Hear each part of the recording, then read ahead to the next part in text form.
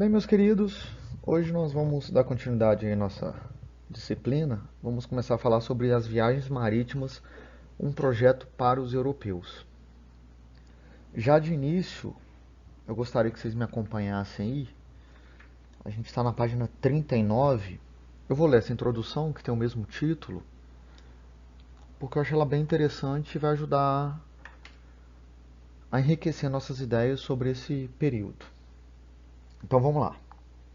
Os Estados nacionais modernos necessitavam de uma economia forte que possibilitasse a manutenção do aparelho estatal instalado. Funcionários, cobradores de impostos, juízes, soldados, portos, etc. Também havia necessidade de encontrar novas terras nas quais pudessem ser exploradas riquezas que estavam esgotadas no território europeu, ou mesmo riquezas inexistentes no continente. O aumento da população europeia foi outro fator que impulsionou a exploração de novos territórios, pois era preciso garantir o suprimento de alimentos e outros bens de primeira necessidade. A burguesia procurava novos mercados nos quais pudesse investir seu capital e passou a financiar muitas expedições marítimas, aliando-se aos monarcas nesse objetivo. A Igreja Católica viu na conquista de territórios a possibilidade de atrair novos fiéis, por meio da catequização de povos pagãos. Todos esses fatores contribuíram para que os europeus promovessem viagens extremamente arriscadas para a época, mas que acabaram por ampliar o mundo que conheciam em vários sentidos. Então essa introdução ela vai falar muito sobre o que foram as viagens ou aqueles que impulsionaram essas viagens nesses períodos. É uma boa introdução. Eu aconselho vocês a marcarem aí no livro de vocês e guardarem essa ideia, que é uma ideia mais geral. E a partir daqui a gente vai falar um pouco sobre, nessa aula, de Portugal e Espanha. Certinho, meus queridos? Então vamos lá. Bem, vamos falar aí sobre o pioneirismo português e as conquistas portuguesas. Da mesma forma, eu elegi aqui alguns parágrafos que eu considerei que tem um maior destaque para falar sobre esses dois tópicos. Eles são na página 40 e 41, para a gente organizar um pouco dessas ideias. Certinho? Se vocês perceberem no livro de vocês, ele vai fazer uma breve introdução sobre esses temas, que também ajuda nessa compreensão.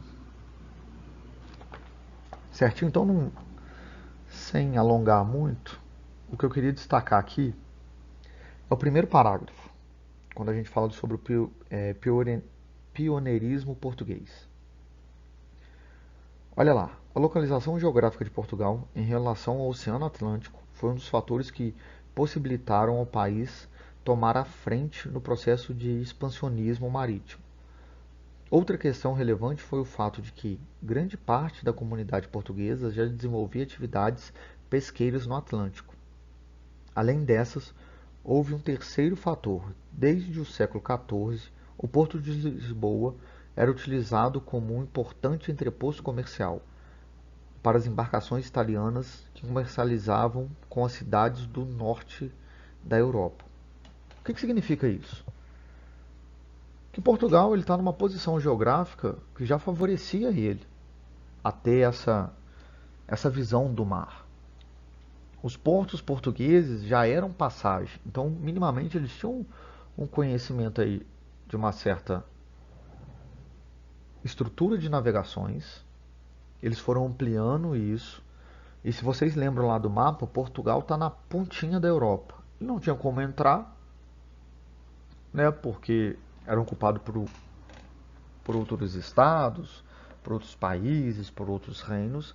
Então ele tinha que arrumar uma forma de ter o seu mercado, né? Essa ideia de conquista de um mercado. Lembrando que a gente está falando de mercado pensando nessa estrutura burguesa que está acontecendo aí. A gente está falando do século XV, século XVI, essa relação do lucro. Então, como que eles vão lucrar? Eles vão lucrar através de buscar novas rotas comerciais. E aí eles vão se lançar ao mar, que para eles era mais fácil do que atravessar toda a Europa. E eles já tinham minimamente relações com Itália. Lembra a Itália? A Itália botinha ali no meio do Mediterrâneo. Então, ali já era uma passagem dos comerciantes italianos, então minimamente eles tinham uma noção do que era o comércio, dos produtos que eles poderiam ter para vender dentro dessa Europa. Então eles vão se lançando. Aqui falando que eles já tinham uma relação pesqueira, quer dizer, eles já tinham uma noção do mar, uma ideia do mar. E aí a gente começa a falar dos oceanos também, que é totalmente diferente do mar, que é algo que você tem que ter um detalhe maior, uma preocupação maior. Tanto de investimento tecnológico para você ter embarcações que consigam enfrentar as ondas, as intempéries que acontecem nos oceanos. E aí falando disso, mais uma vez, eu relembro para vocês, quando a gente pensa nisso, a gente está falando do quê? De um desenvolvimento científico. Então, ao olhar para o mar, ao olhar para essas grandes navegações, nós estamos falando também de um desenvolvimento científico, que também estava acontecendo nessa época. E aqui a gente fala da escola de Sagres, vocês vão ver aí um pouco mais abaixo do texto de vocês, quando você fala disso, e isso ajuda a anexar com o videozinho que eu passei com vocês, como que cientistas, a gente pode pensar assim, com o avanço de técnicas marítimas, instrumentos marítimos, eles são importantes também para esse momento. Não vamos esquecer disso não. E lógico, destacar aqui o papel da burguesia, né? A burguesia que quer lucrar. É uma burguesia que vai investir também nesse avanço desse conhecimento para a busca dessas novas rotas comerciais, que vão passar a ser pelas águas. Certo, meus queridos? E aí destacar o segundo tópico, que são as conquistas portuguesas. Mais uma vez falando aí do primeiro parágrafo, ao longo das várias viagens que fizeram tentando chegar à Índia, os portugueses foram estabelecendo feitorias na costa africana. As feitorias eram entrepostos comerciais onde ocorriam a compra e venda de vários produtos, como ouro e especiaria. Eram fortificadas, o que garantia segurança tanto ao comércio quanto aos conquistadores portugueses, que lá ficaram, dando apoio às atividades de navegações. O que significa isso? Se vocês olharem o mapa, a África vai estar ali embaixo da Europa. A ideia deles era o quê? Recortar essa África para chegar nas Índias. Só que como que eles fazem isso? Eles não sabiam a dimensão, o tamanho da África. Então eles iam, paravam, faziam esses entrepostos que eram mini comércios, mas ali também você deixava pessoas, materiais e continuava seguindo sua viagem. Para que quando você retornasse, você tivesse ali, se precisasse de alguma coisa diante dessas navegações, você tinha ali. E esses entrepostos que foram as primeiras conquistas, por assim dizer, de Portugal. Tanto que hoje, em alguns países africanos, se fala o português. Por quê? Por causa dessas conquistas, dessas dominações. Imagina esses entrepostos como os grandes fortes protegidos e que eram fundamentais para fazer essas trocas nesses primeiros momentos da África. Nesse ponto, eu aconselho vocês, lá na página 42, tem um quadrinho que vai falar sobre cronologia das viagens marítimas portuguesas. Isso é bom para ter uma ideia de como não foi rápido essas viagens, essas conquistas, essa descoberta de novos territórios, e para induzir vocês a pensarem desse longo processo. Como que cada avanço, cada pedacinho, você tem uma nova dinâmica, um novo pensamento, você tem novas relações também. porque a gente fica muito com as conquistas portuguesas pensando no Brasil. Mas a África também, ela vai servir de ponto para essas conquistas. Certo, meus queridos? E aí, depois de algum tempo, eles chegam nas Índias e chegam também no Brasil. Sempre buscando novos portos, novas rotas de comércio. Essa, essa é a grande ideia desse período da história que a gente vai falar das navegações. Certinho? No próximo a gente vai começar a falar de Espanha. Então bora lá para Espanha. Tudo que eu estou falando, gente, tá aí na página 41 e 42. Ela não é tão detalhada, mas ajuda aí com a minha fala para a gente poder incorporar essas ideias.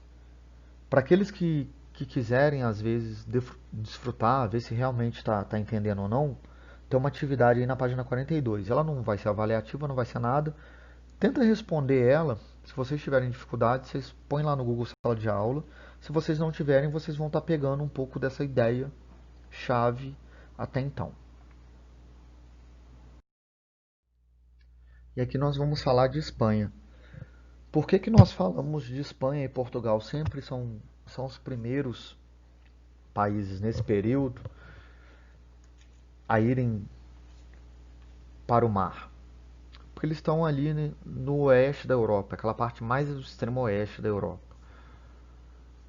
Já saindo para os oceanos, se a gente for usar um pouco dessa ideia. E eles tiveram a formação dos estados nacionais dele um pouco antes dos outros.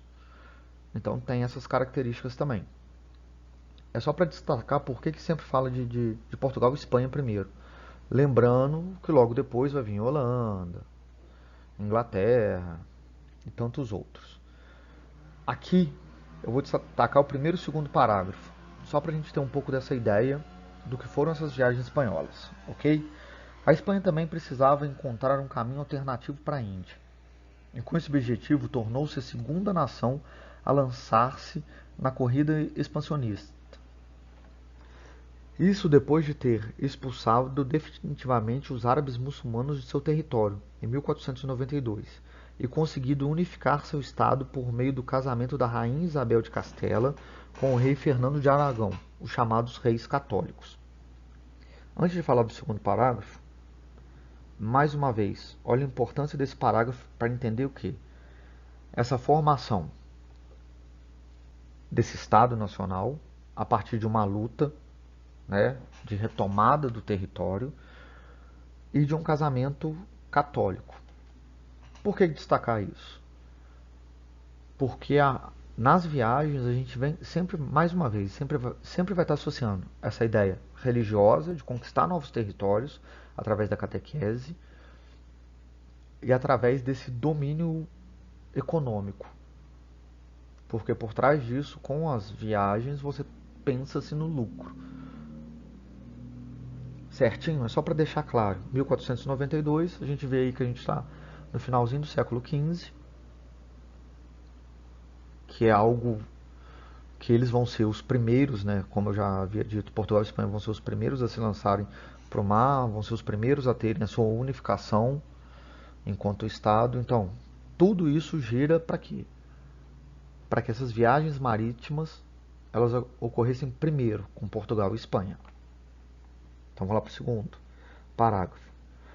Como iniciou a corrida expansionista após os portugueses, a Espanha foi obrigada a buscar outros caminhos que não aqueles percorridos por Portugal. O navegador genovês Cristóvão Colombo apresentou um plano de viagem que não havia sido aceito pelos reis portugueses. Os reis espanhóis, o que parecia ser a solução para as necessidades da Espanha, Colombo afirmava ser possível alcançar a Índia navegando para o Ocidente, ou seja, havia possibilidade de sair do Ocidente e chegar ao Oriente sem ter de percorrer o caminho pelo sul da África, como havia feito os portugueses. Tá, O que fala isso aqui?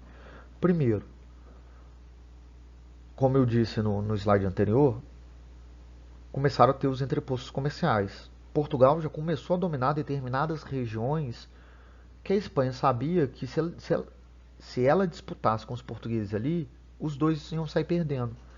A Espanha precisava procurar um novo caminho ou locais nos quais os portugueses não estivessem, para não haver uma disputa entre eles. E aí você pode pensar da seguinte forma: se eles vão disputar um território na África, isso vai refletir numa disputa dentro da Europa também, porque eles são vizinhos. Então tem um interesse também, tipo assim, não vou incomodar o meu vizinho. E qual que é a ideia de Colombo? É atravessar o globo, como se fosse dando uma volta em linha reta e chegasse nas Índias. Por que os portugueses não aceitaram essa ideia? Porque ainda tinha um pouco da mística religiosa de que se chegasse no fim do mundo, você caía, que o mundo não era redondo, que o mundo era plano. Então é um pouco dessa ideia. E os espanhóis vão tentar se arriscar diante dessa viagem, porque era algo inovador e algo que outros não tentaram ainda. Era um risco, mas vamos botar assim, um risco válido. Então são essas as ideias desse momento das grandes navegações, tanto de Espanha e Portugal. E aqui a gente já abre espaço para pensar o quê? Como eles encontraram a América. Porque o continente americano não existia, não era pensado. Porque as relações de Europa eram feitas entre o pensamento europeu e as relações de comércio estavam vinculados ali à Ásia e à África. Não existia o resto do mundo. Mais uma vez, principalmente pela mítica, pelo esse pensamento religioso, de que o centro do mundo era aquilo ali que eles conheciam. Certinho? Então, e aí a gente tem que falar desse mundo dividido entre portugueses e espanhóis. Por quê? Porque essa ideia do conquistador, daquele que chega e domina o lugar, ela ficou muito forte nesse período. E como foram os portugueses e espanhóis que estavam chegando em outros locais do mundo, o pensamento é que eles, por chegarem, eles dominavam, eles conquistavam, então o mundo era deles. E aí essa ideia desse novo mundo está sendo dividido entre os portugueses e os espanhóis.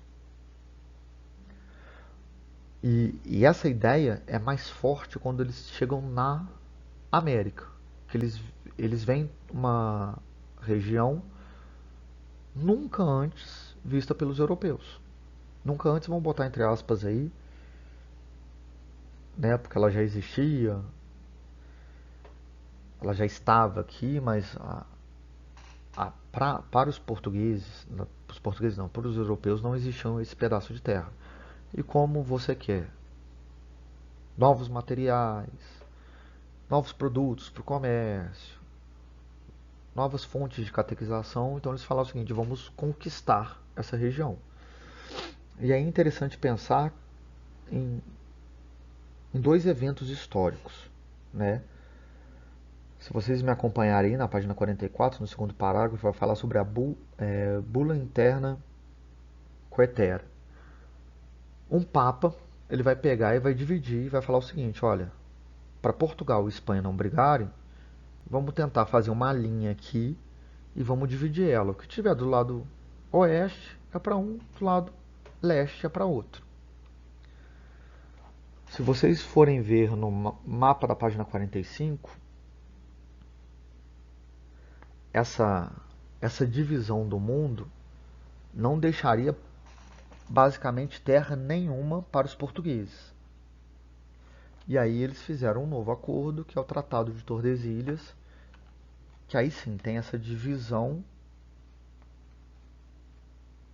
que é até famosa, que foi usada, que é essa região do Brasil que fica para Portugal. É bom pensar o seguinte: isso é um tiro no escuro, porque eles não tinham a ideia da extensão do que seria esse continente americano. Mas com o segundo tratado, Portugal sabia que existia um pedaço ali para ele. Então ele aceita e sabia também que haveria um pedaço para a Espanha. Então eles se organizam diante dessas ideias, desse novo mundo, desse novo território, que se tornaria português e espanhol, por conquista. Tá? O que é uma conquista? É algo que vai envolver batalhas, mortes, mas isso a gente vai discutir um pouco mais pra frente. Só para ficar a ideia.